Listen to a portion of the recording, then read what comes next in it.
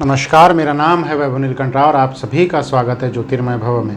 माटी कहे कुम्हार से तू क्या रोंधे मोए, एक दिन ऐसा आएगा मैं रोंधूंगी तोए। कबीर के इस वचन में हमें ऐसा प्रतीत होता है कि माटी कुम्हार को कहती है कि तुम मटका बनाने के लिए मेरे ऊपर जो पैरों से दबाता है या मुझे जो रोंदता है उससे अहंकार मत कर। एक दिन ऐसा भी आएगा जब तू मेरे अंदर समा जाएगा और मैं तेरे ऊपर रहूँगी। बहुत बार हम ऐसा हमारे जीवन में कर देते हैं कि हमारे अंदर जो एक ईगो नाम का बहुत बड़ा राक्षस है उसको जगा देते हैं और हम उस राक्षस के कारण बहुत से लोगों के साथ अच्छे से बिहेव नहीं करते या अच्छे से हम लोगों के साथ रहते नहीं हैं।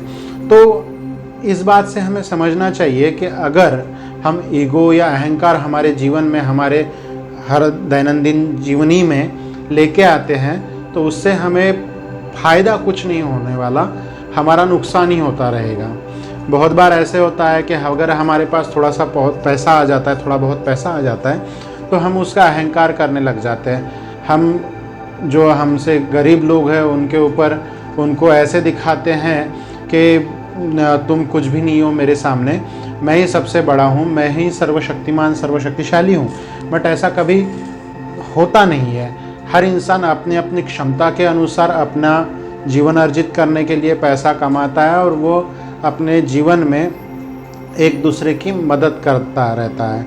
और इसी कारण से आज का ये हमने विषय रखा हुआ है। तो एक बार एक इंसान अपने बच्चे के साथ कहीं से जाता रहता है, उस समय उसको एक भिखारी दिख जाता है और वो इंसान उस भिखारी को अपने जेब में जो पैसे पड़े हुए रहते हैं वो दे देता है। उसका बेटा ये सब बातें देखते रहता है। वो उसको पापा को पूछता है कि पापा इसको फ्री में आप पैसा क्यों दे रहे हो, ये तो ऐसे ही भीख मांगते हुए जीवन जिएगा, ऐसा करेगा वैसा करेगा।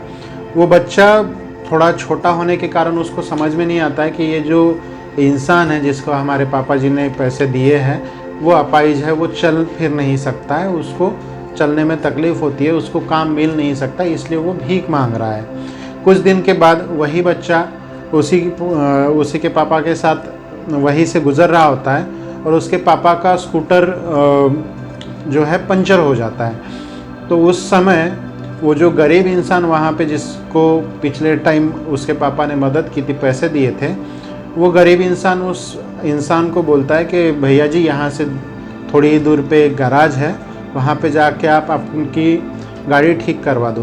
परंतु उस समय ऐसी कंडीशन हो जाती है कि जो इंसान अपने बेटे के साथ जा रहा था उसके जेब में पैसे नहीं होते और उसको पंचर लगवाने के लिए पैसे देना ज़रूरी होता है।